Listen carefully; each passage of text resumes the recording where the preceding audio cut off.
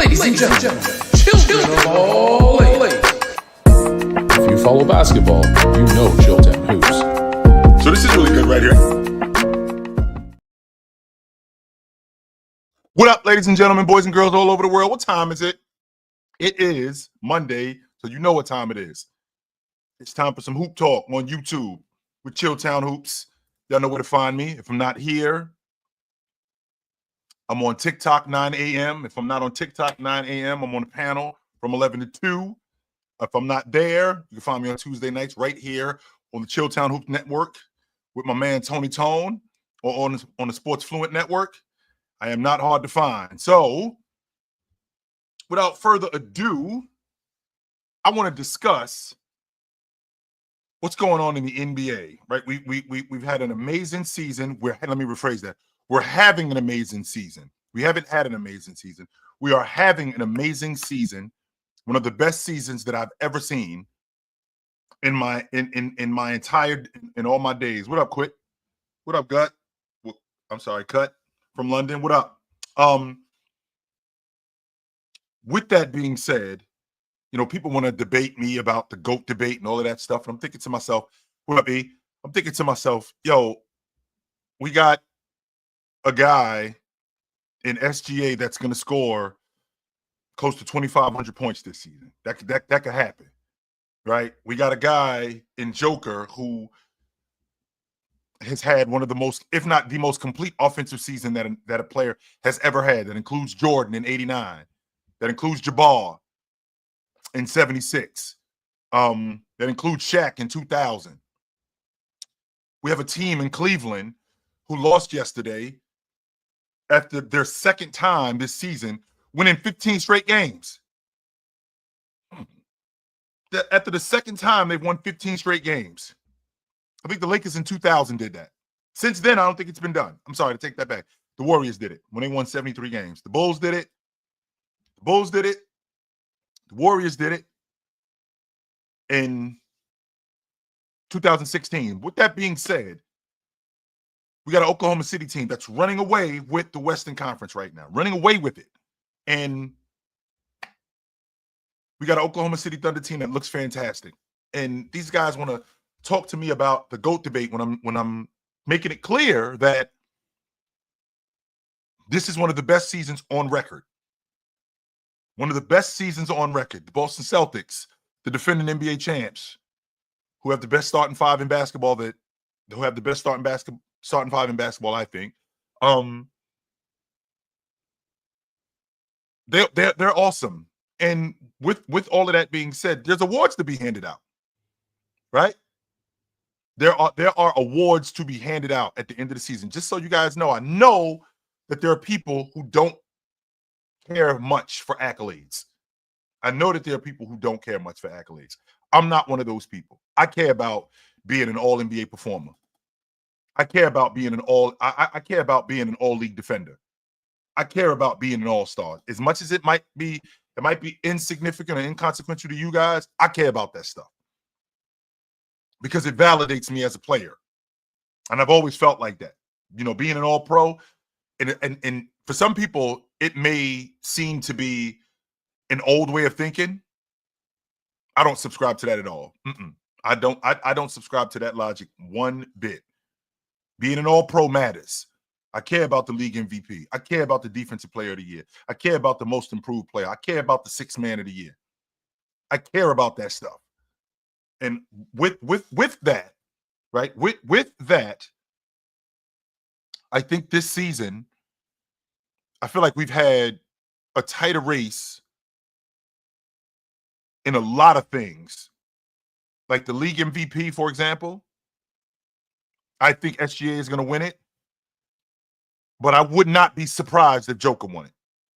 I would not be. I wouldn't think to myself, oh, SGA got robbed. And no, considering the season that Joker is having, which rivals what Jabbar did in 76 when he won the league MVP after essentially what Jabbar did in 76 was he turned the Lakers, who are Utah, he turned them into a playoff team. They missed the playoffs by the rules back then. By the rules back then, they missed the playoffs. If they played in today's game, they would have made the playoffs. And he turned Utah in one season into a playoff team.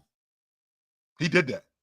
Yes, sir. That 100% happened. So Joker is having one of those type of seasons, an all-time great type of seasons. Same logic applies to SGA.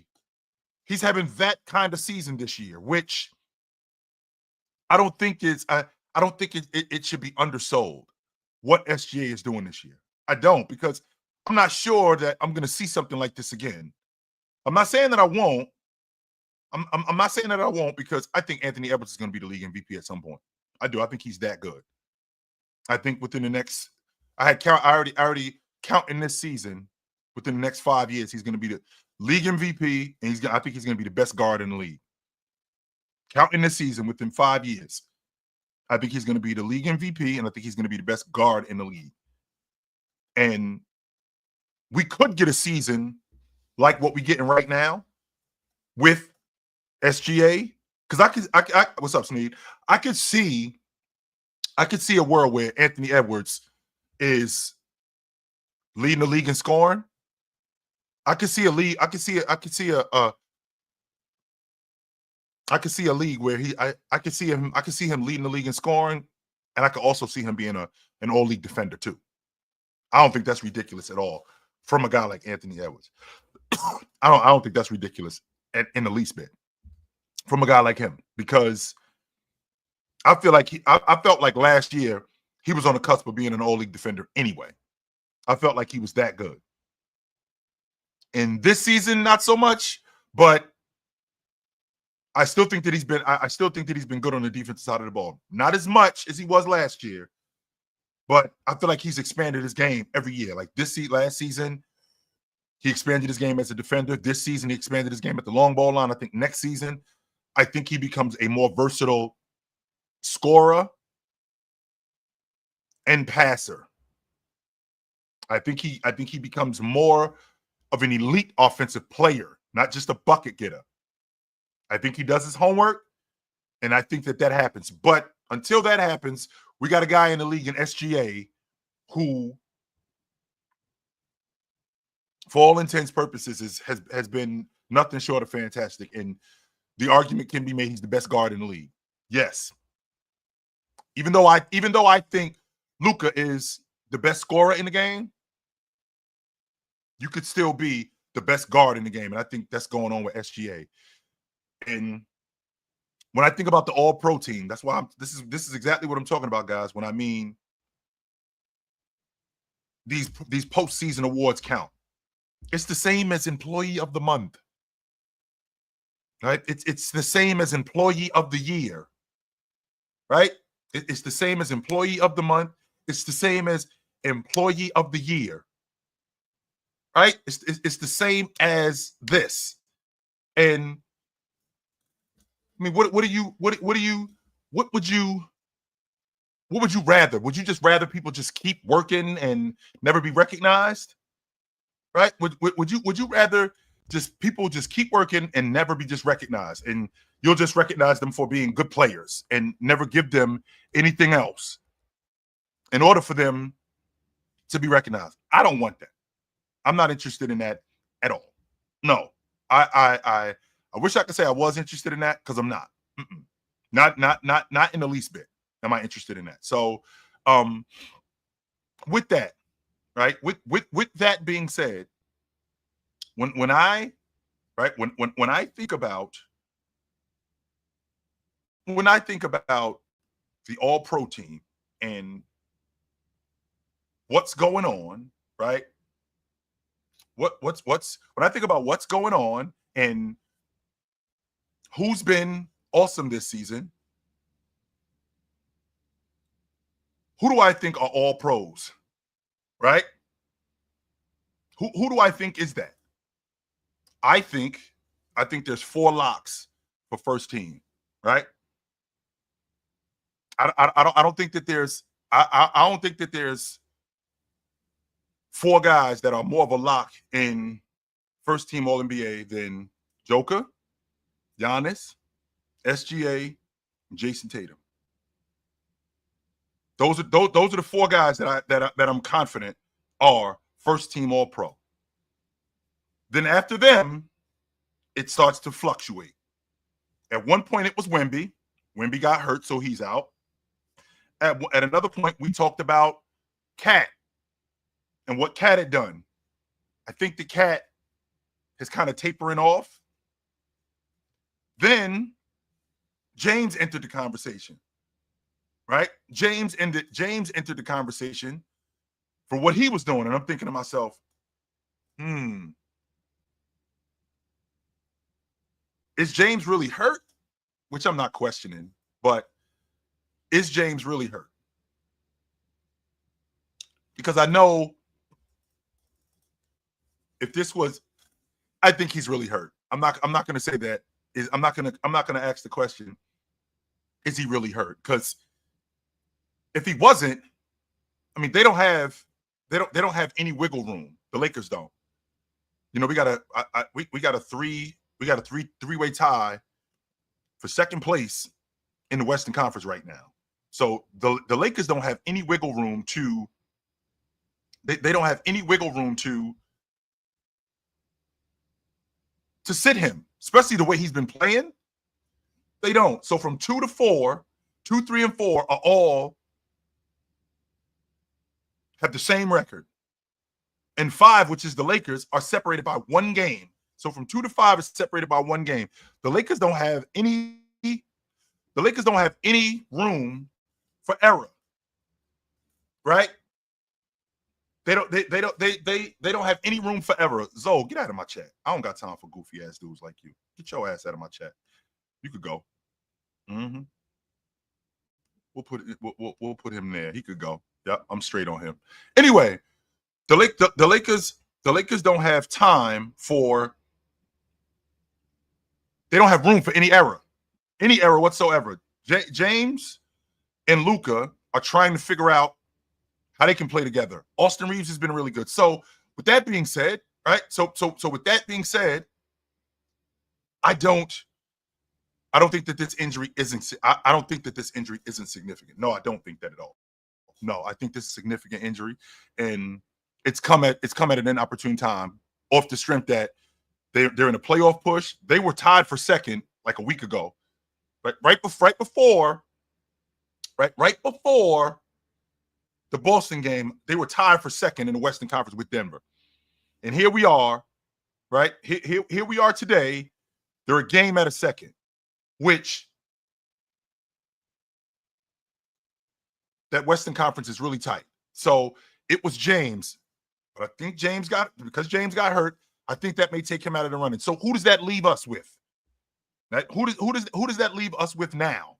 If it's not James, if it's not Cat, if it's not Wemby, who does that leave us with in the Eastern Conference or in the Western Conference? Because again, we already have 4 guys.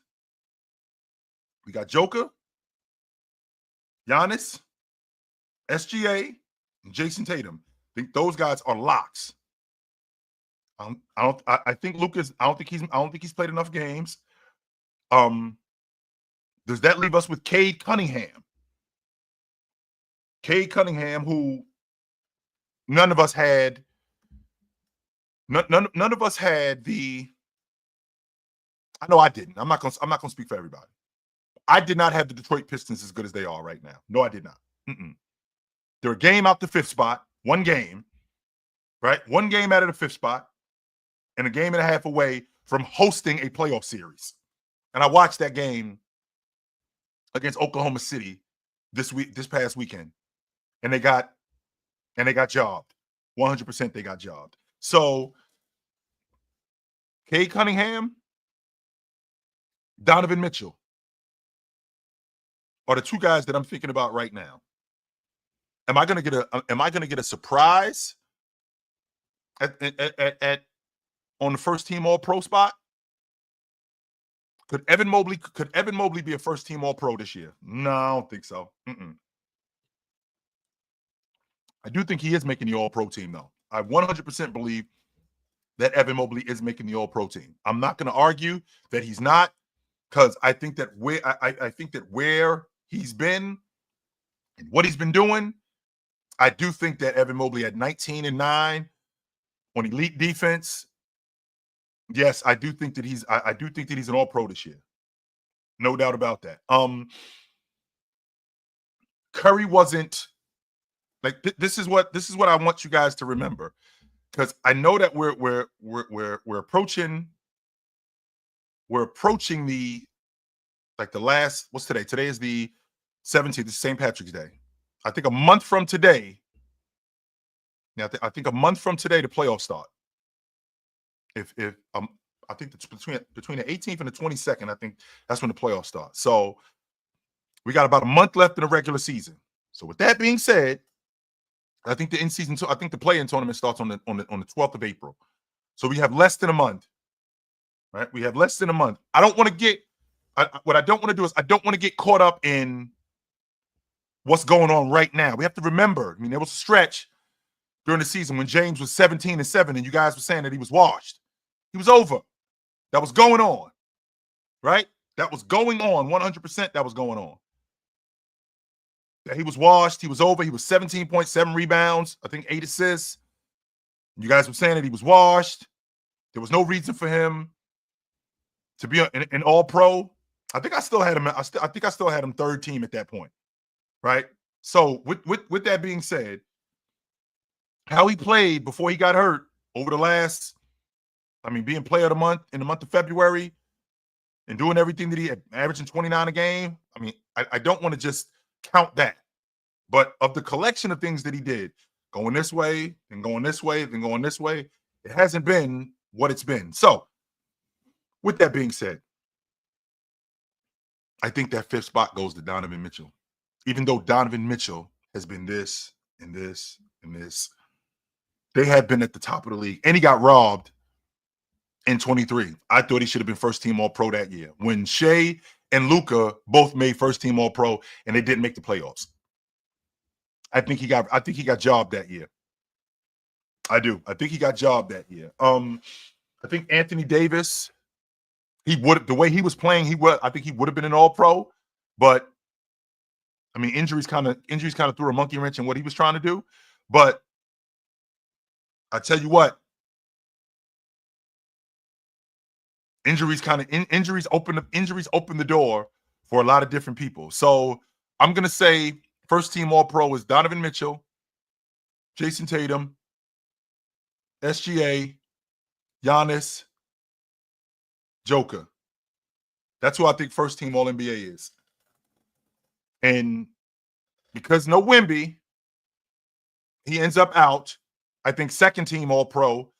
I think I think it could be a band of guards. I do. I think it could be a band of guards with one big, and that big is Cat.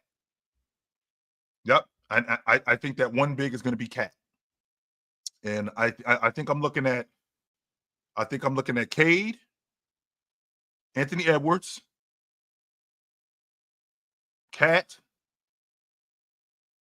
Curry, and I'm missing a 5th guy. I really want to put Evan Mobley on the second team All-Pro. I do. But I'm not going to be able to do that because James is going to make second team All-Pro.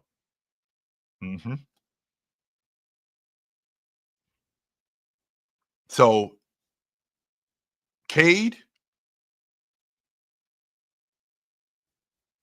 does Brunson make second team All-Pro? Is Brunson third team All-Pro? Because I think Cat is second team All-Pro this year. I 100% believe that. I think Cat is second team All-Pro. There was a time when we were having a conversation about him being first team All-Pro. A legit conversation about that. A legit conversation about Cat being first team All-Pro. I think that, no doubt about it, he's second team All-Pro. I don't think Jaylen Brown makes the All-Pro team this year. I would be very surprised if Jaylen Brunson, on the other hand, Jalen Brunson, on the other hand, yes. So Jalen Brunson may not Curry to the third team. And I'm saying it.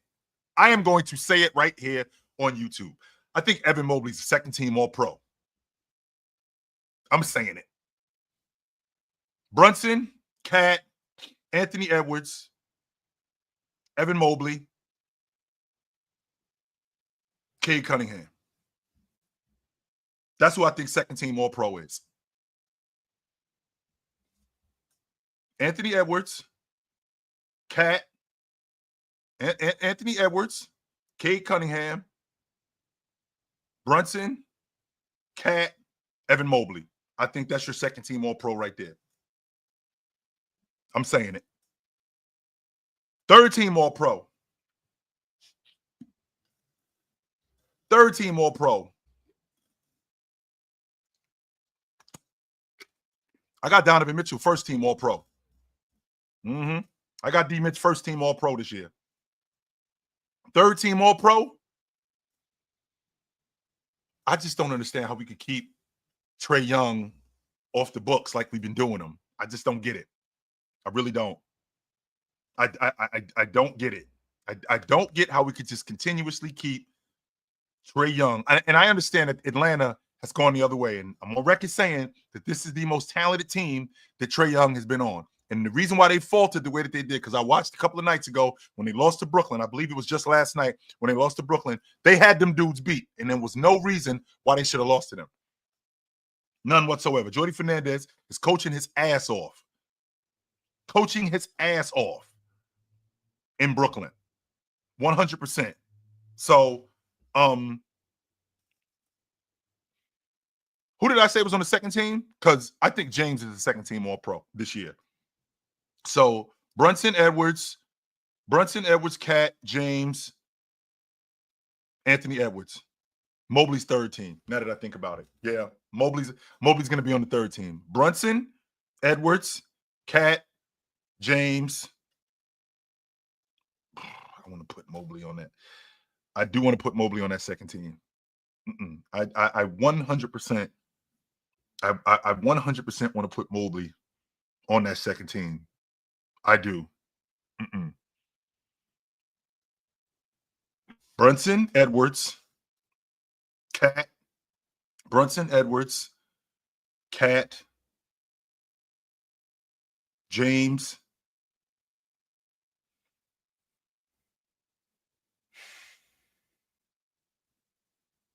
Damn. I do want to put Evan Mobley on that second team. I just don't think he's going to make it. I do. I do not think Evan Mobley's going to make second team. But I do want to put him on that second team. I do. I 100% want to put him on that second team. Over Cade Cunningham, over Steph Curry, over Trae Young, over Sabonis. I 100% want to do that. No, not over James, though, Blake. No, I don't want to put him over James, though. And the reason why is because James is, before his injury, was first team All-Pro. No, I don't.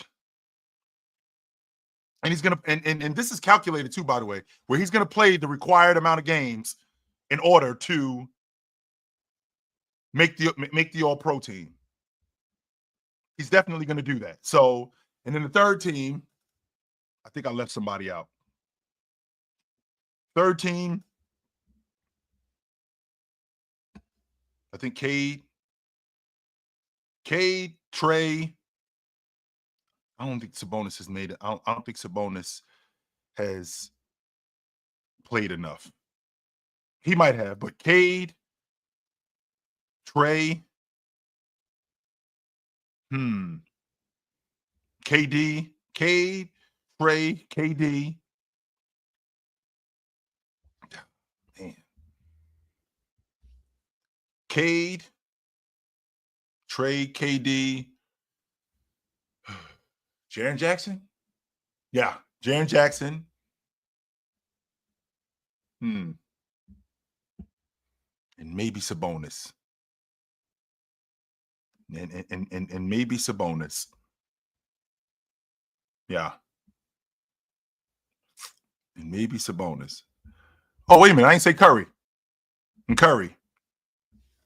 That's your third team All-Pro.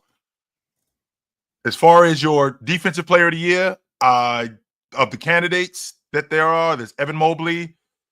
I think there's Dyson Daniels. It was Wemby. I think Evan Mobley's the defensive player of the year, and I'm not saying it's a wash because Dyson Daniels, for all intents and purposes, has been great in the passing lane. Not only has he been great in the passing lane, he's also been great on ball. He's been great on ball. I'll enjoy Cancun when I go there. The next time I go there, you going quicker than I am. Sorry, Mike. I thought you put up a great fight, Mike. You did. Nice job, brother. Nice job. Maybe next time, my man. Yeah, maybe next time. But anyway, with that being said, I think Evan Mobley is the defensive player of the year, and with him being the defensive player of the year, I think this elevates him to next season. Right to when we get to next season, I think Mobley moves himself into that. I think Mobley moves himself into that top 20. We have to start talking about him different. First, an All-Pro who's the defensive player of the year. Yeah, we got to start talking about him different. Most improved. So before the season started, right? So before the season started, my most improved player was J-Dub in Oklahoma City, and with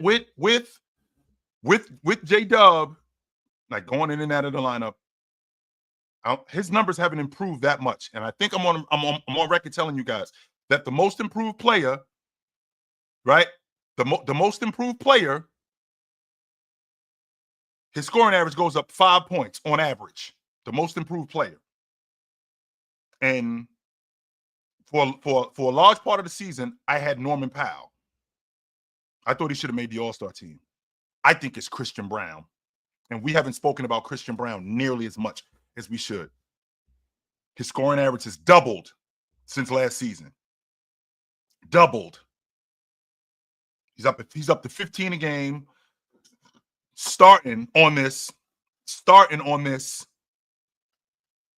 Denver team as a playoff team. Now, I know how you guys felt about KCP. To be honest with you guys, I think KCP was integral to what they were doing.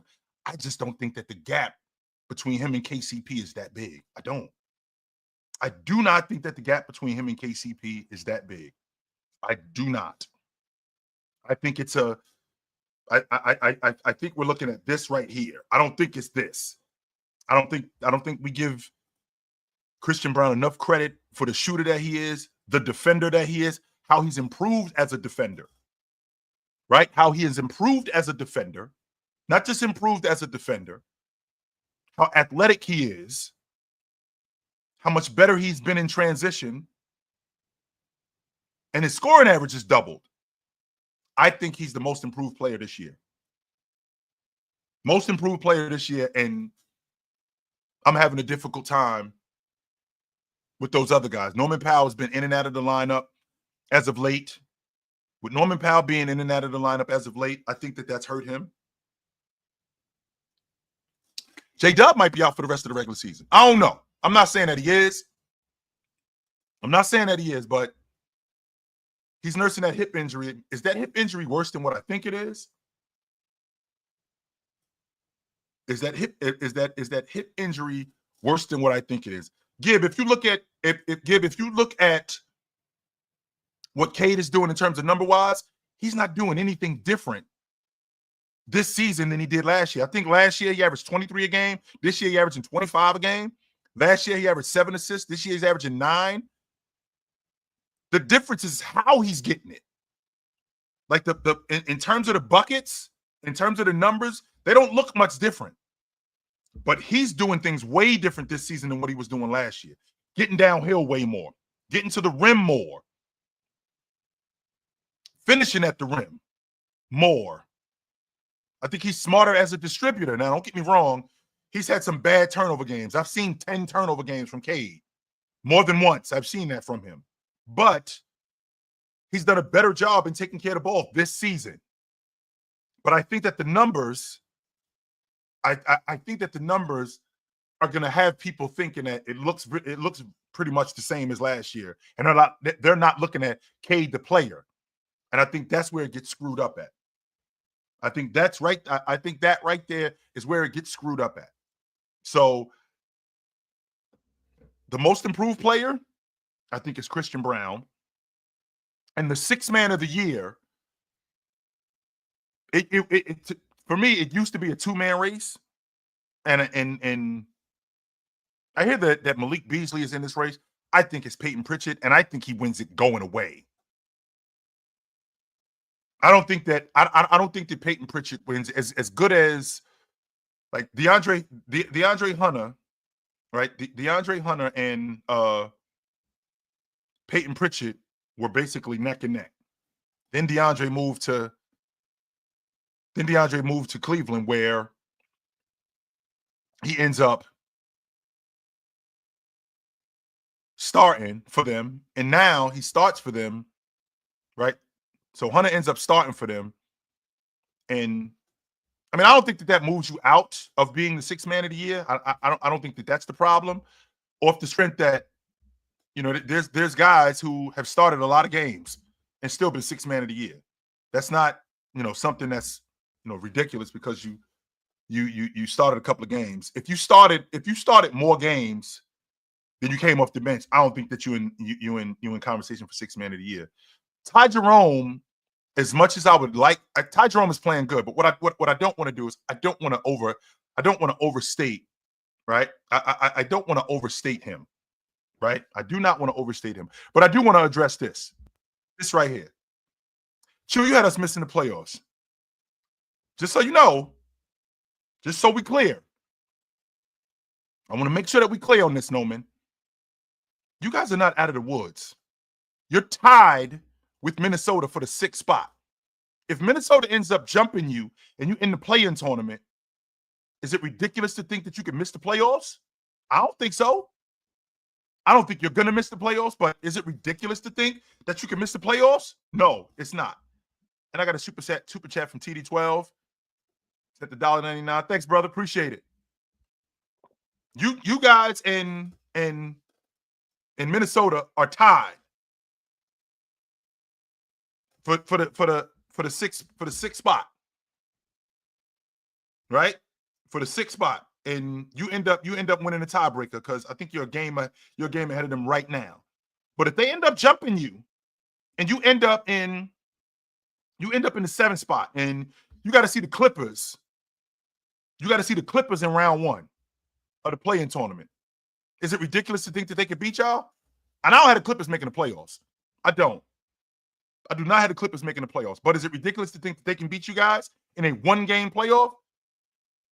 No, I don't think that. I don't think it's ridiculous at all. No, I do not. So I got another super chat from T12. He said, "How good was Andrew Toney before his injury?" I don't know if you've heard the phrase "the Boston Strangler." That was Andrew Toney. He used to kick Danny Ainge ass before he tore up his Achilles. Kick Danny Ainge and the Boston Celtics ass. Andrew Toney had a money mid-range game. Money. Could score on anybody. Right? Could score on anybody. And was tough as nails. That's why I used to call him the Boston Strangler, because he used to kill the Celtics. He used to kill them. Kill the Celtics. So, I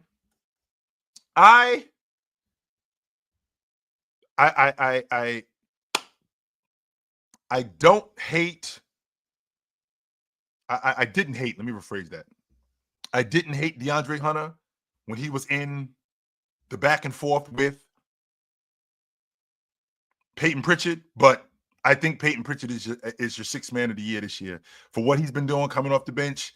Now, I'm not going to overestimate him. Like, Peyton Pritchard could get 40 anytime. No, he's not a walking 40 ball. No, he isn't. Now, is he nice as hell? Yes, he is. 100% he is. He's super nice. But I've seen, 2 for 11 games, 3 for 12 games, stuff like that. 1 for 8 games. Yes, I've seen that. So I'm not going to overstate him. But what I am going to say is, as a rotation player, not just as a long ball shooter, but as a rotation player, taking care of the basketball, relocating, being a positive on the floor as a rotation player, which is your job.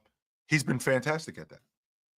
Yes, he's been absolutely fantastic at that, and he's been a plus. I think that both him and DeAndre Hunter, before Hunter ended up going to Cleveland, I thought it was between them two dudes, right? I thought it was between him and those two guys, but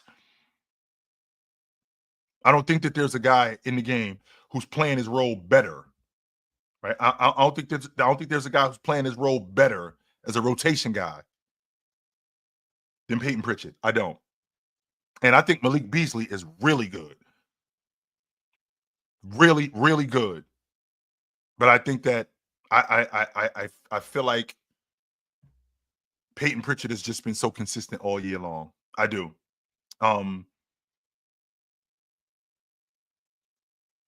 We'll see though. We'll definitely see what they look like. But I want to talk to you guys. I do. I want to talk to you guys. I want to see what's on your mind. What up? Hello, can you hear me? What up?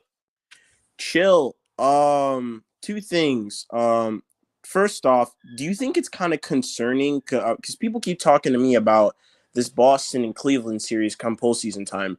Do you think it's kind of concerning how in the regular season, Cleveland's trailing by damn near 20 in the first half? They're essentially like playing catch up the entire game. Right. Is it like, do you think that's pretty concerning? Is it concerning for Cleveland? It should be, off the strength that, when you get to the playoffs and the game slows down, it's going to be your job to speed the game up. And there's not going to be many teams that are going to allow you to speed the game up. Now, Cleveland has the unique ability, because of their defense, to speed the game up and to get themselves back in games, because they have such a great defense and a defensive player in Mobley. But if you're going to consistently go 18, 15, 18, 20 in a hole and have to dig yourself out of that hole constantly, that's going to wear on you. 100% it is. Yeah, I'm thinking it's like, if you guys are going to lose like this, you guys almost lost to Boston in that last game. A coaching oopsies kind of what caused that loss for us. Mm-hmm. And I think so. Like, there's no reason for Jalen to be running ball handling responsibilities in the first half of that fourth. Tatum doesn't leave the fourth. That's really what sold that game out, Chill. Like, I said the same thing against the Lakers. He shouldn't have came out the game. I said the same thing against the Lakers. I'm standing on that. Tatum in the fourth quarter doesn't leave the entire quarter. That's like meat and potatoes of the game. He needs to be in there, because clearly when Jaylen Brown is there on his own, trying to pass and facilitate, he can't do anything. He can't do that. He just causes multiple turnovers, right? Like, I just don't believe that Jaylen Brown has that ability to, be a predominant ball handler on a squad. And I also think that with Jason Tatum, you can take him out of the game within the fourth quarter, but sitting him at the beginning when he's got it going into the fourth, no, I don't like that at all. If you want to take him out, it was if you want to take him out with 7 minutes and give him a minute or two and then put him back in the last 5 minutes, I'm cool with that. But if he's got it going, he's got 14 and 5 rebounds in the third quarter, and we going into the fourth and you sitting him, no. Keep him on the floor. He could have had 50 that game. He legitimately could have went. He legitimately could have went for 50. I got one more for you here, Chill. I gotta get your thoughts on my boys' free agency. Chill. How's my NFL free agency going right now? I have not been paying attention to free agency with you guys. I'd be lying if I said I did. I do know that Mac Jones signed with the 49ers. I do know that. You do know that? Did you hear about? I do know Mac Jones signed with the 49ers. DK Metcalf. We need it back. I do know about Metcalf going to the Steelers. Cooper I do know Kupp. that. I do know about Cooper Kupp. Yes. The question is who is going to be the Giants' quarterback? That's they just got to call us. We'll give him Joe Milton. That's what I'm interested in. Giants QB. Chill. Yeah. They haven't been able to draft a good quarterback since Eli Manning.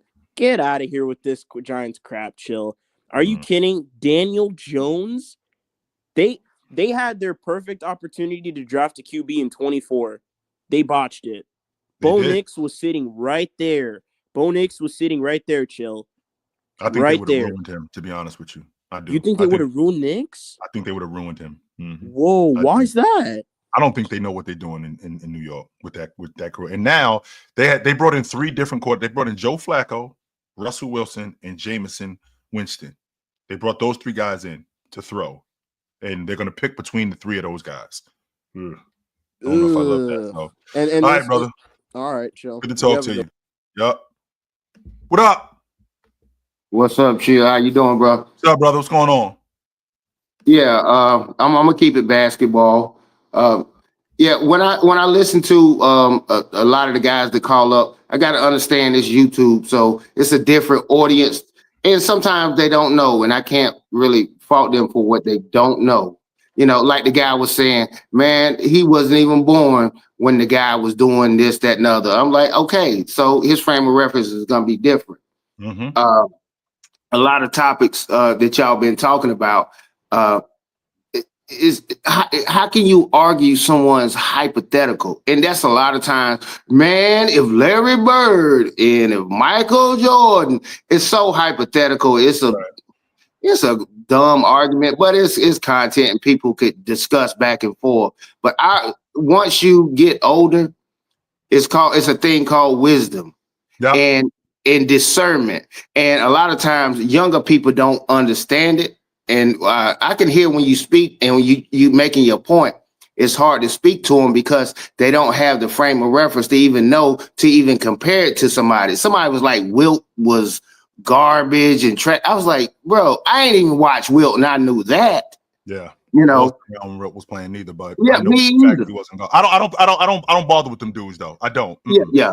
I don't. It's what it's like too. It's like when you remember when you was kids and your people told you, yo, grown folks talking, now go do something. So I find myself in that kind of space because a lot of the younger people that I talk to, when I'm trying to school them, they sound to me like they're talking to their friends, and I'm like, okay, hold on, right. I'm not your homeboy from school. I know a little bit more than your homeboy, so pay attention. You might learn something. Pay attention. That's all I'm saying. Yeah, and the debates and stuff like that, that's pretty cool. I love that format. People gonna copy that. You already know. The way that y'all did that was pretty cool. But let me say this. Okay, I've seen a lot of players come up, and you remember Harold Miner and people like the next Jordan and all this.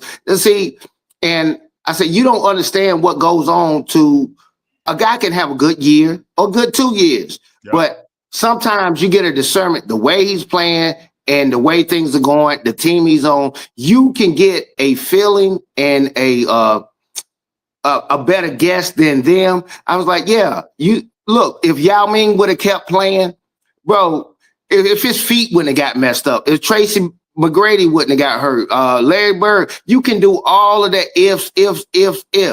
Now we were talking about Wemby being the next bit. This man, he might Chris Bosh out the league and can never come back. But everybody tried to hype him up.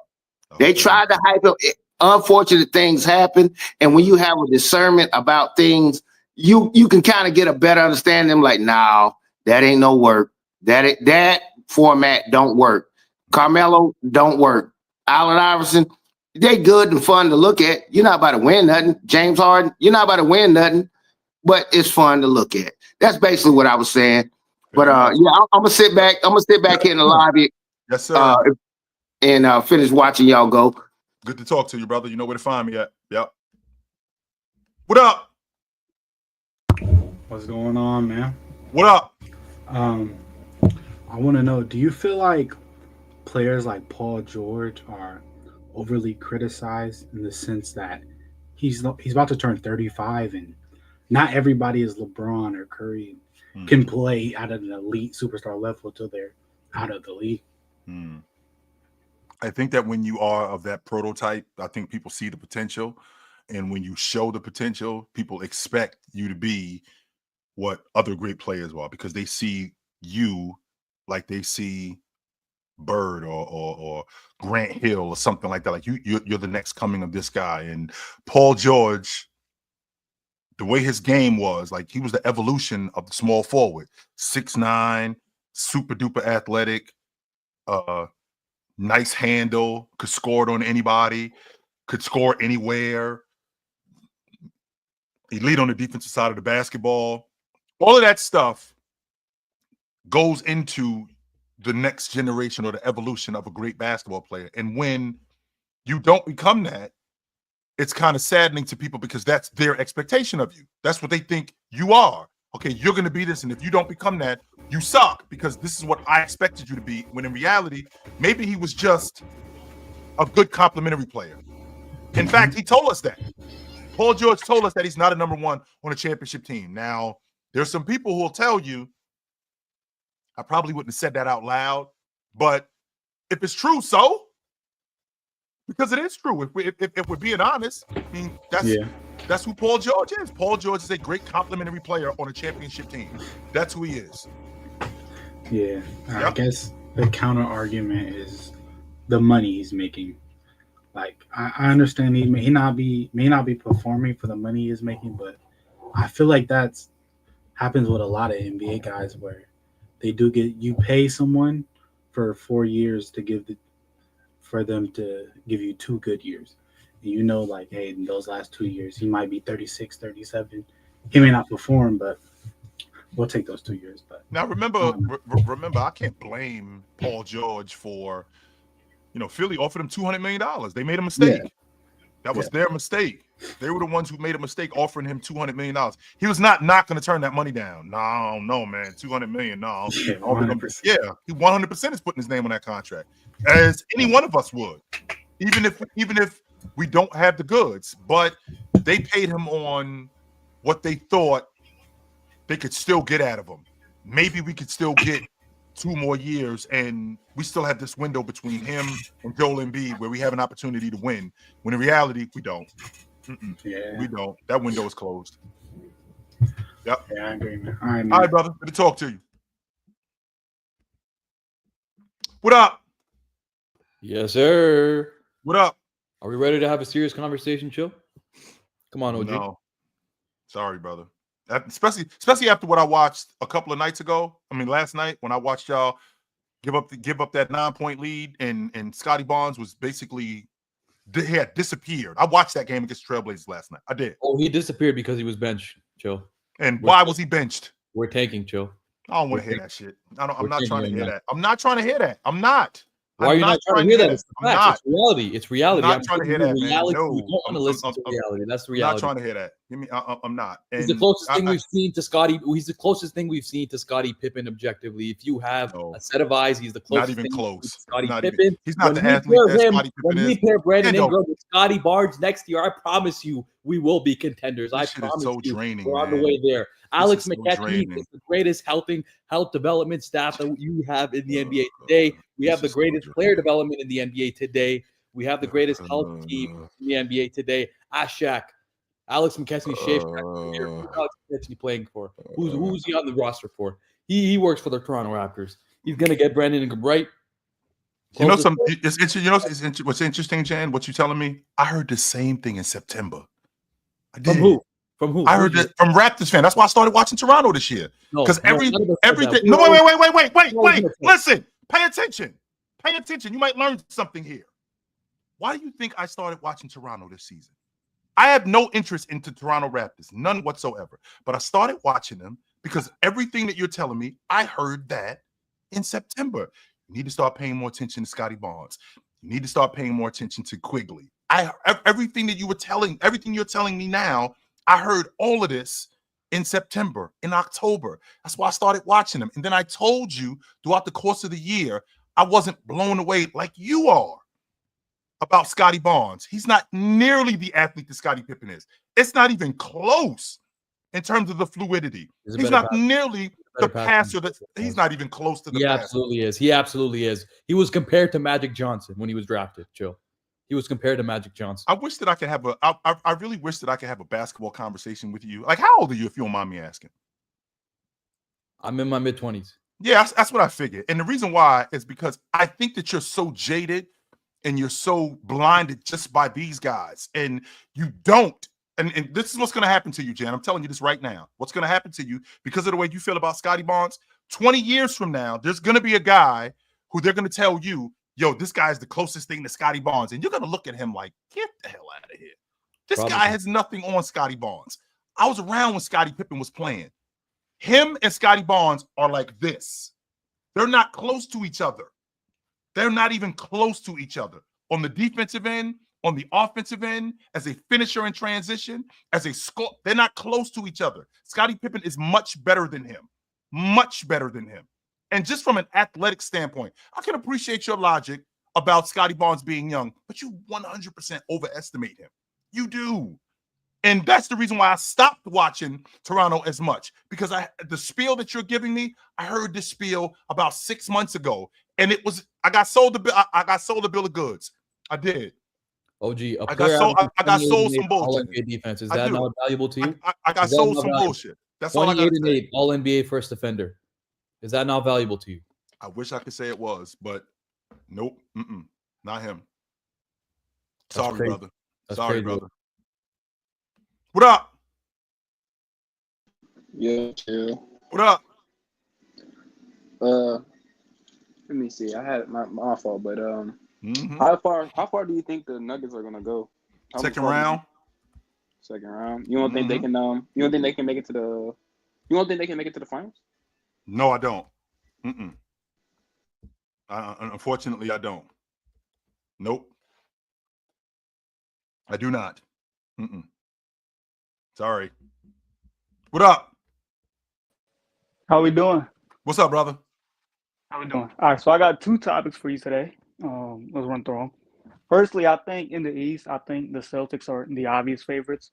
Not just to win the East, but the championship as a whole. You have a dark horse in the East? Is there a team in the East that you look at and go, you better watch out because those dudes gonna make some noise? Is there a team? Yes. Is there a team? Yeah, I don't think the Knicks, speaking as a Knicks fan, I don't think the Knicks are in there, but I think the Pacers, I don't think they're going to win it, but I think they are a team that could make some noise. And I think people should watch out for them. They've been like the top 9 defense this season, something like that. So in the top 10, okay. Yeah, they're not running as fast as they used to, so they have more energy in transition. And Siakam, I mean, he's aged. He's arguably looked better than he did last year.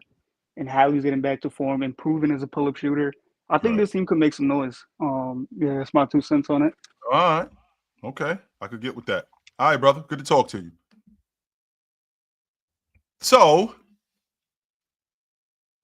there was one thing that I did leave out. So you had my all-pro-team, right? You had my all-pro-team. Then you had I didn't give you my all-league defensive team. I did not give you that. I did give you my defensive player of the year, and that's Evan Mobley. I did give you my 6th man of the year. I think that's Peyton Pritchard. I did give you my most improved player. I think that's Christian Brown. That leaves us with my coach of the year. That's the question. Who are the candidates for coach of the year? Is Coach Mazzulla in the coach of the year conversation? He might be. Coach Mazzulla might be, but I don't think he's going to win coach of the year. I think this is a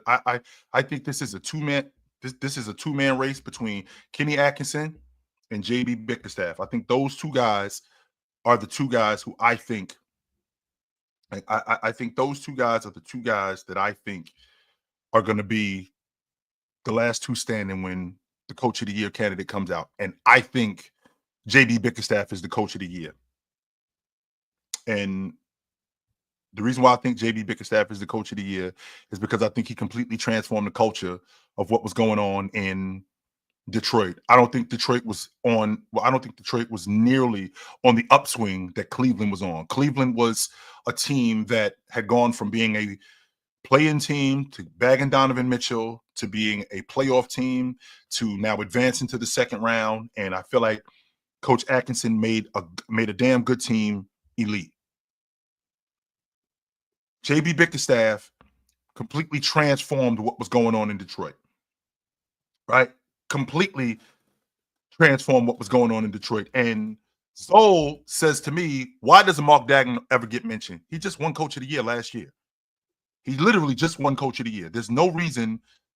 Everybody knows who Mark Daigneault is. He literally just won coach of the year last year. So, and I'm trying to remember, since coach of the year was given out, has anybody ever won coach of the year in back-to-back seasons?